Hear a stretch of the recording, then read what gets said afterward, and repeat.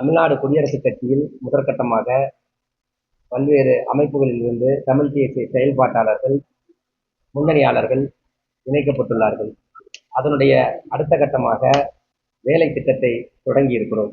கர்நாடக அரசிற்கு உச்சநீதிமன்றம் மேகதாதுவின் குறுக்கே அணை கட்டுவதற்கு அளவீடுகள் எடுப்பதற்கு அனுமதி வழங்கி இருப்பதை தொடர்ந்து கர்நாடக அரசு தமிழகத்தை தொடர்ந்து எள்ளி நகையாடி கொண்டிருக்கிறது.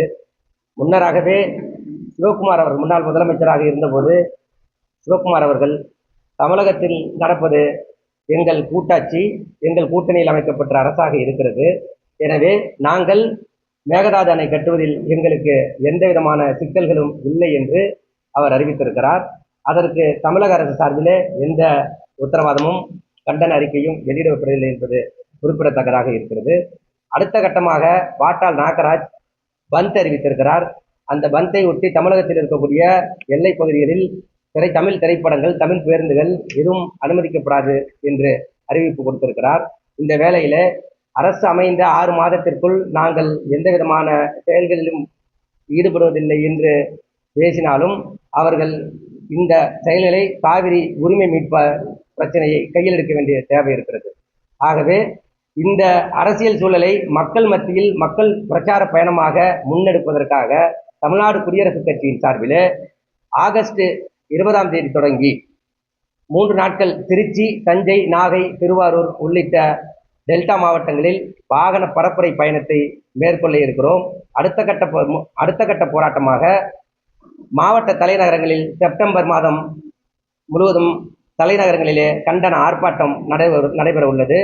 அடுத்த கட்டமாக அக்டோபர் மாதம் காவிரி உரிமை மீட்பு மாநாடு திருச்சியிலே அனைத்து பொதுமக்கள், அனைத்து அமைப்புகள், தமிழ் தேசிய இயக்கங்கள் அனைத்தையும் உள்ளிட்டு மாநாடுகளை ஏற்பாட திட்டமிட்டிருக்கிறோம். தமிழக அரசு உடனடியாக காவிரி விவகாரத்தில் தலையிட வேண்டும், தமிழ்நாடு அனைத்து கட்சி கூட்டத்தை கூட்ட வேண்டும், கூட்டி முடிவெடுக்க வேண்டும் என்ற செய்தியை தமிழக அரசுக்கு நாங்கள் வலியுறுத்துகிறோம். எழிலன், நிறுவனர் தலைவர், தமிழ்நாடு குடியரசுக் கட்சி.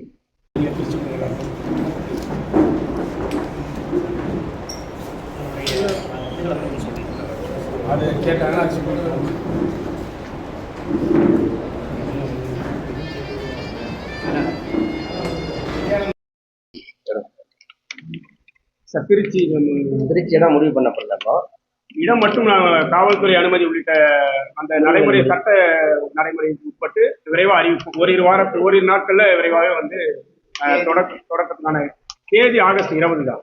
20ஆம் தேதி தொடங்குறோம், 20ஆம் தேதி வியாழக்கிழமை தொடங்குறோம், 22ஆம் தேதி முதல் கட்ட பரப்புரையை நிறைவேற்றும்.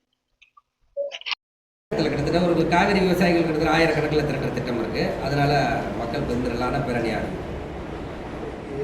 இதுக்கு முன்னாடி அன்புமணி ராமதாஸா இருக்கட்டும், அதன் முன்னதாக வந்து PR பாண்டியன் தலைமையில் ஒரு குழுவினர்கள்லாம் போயிட்டு ஆய்வு செஞ்சு அங்கங்கே இது பண்ணுறாங்க. ஏன் இந்த காவிரி விவகாரத்தில் மட்டும் எல்லாம் ஒன்றிணைய மாட்டேங்கிறாங்க? எதனால சார்? எல்லாருமே ஒன்றிணைய தயாராக இருக்கிறாங்க.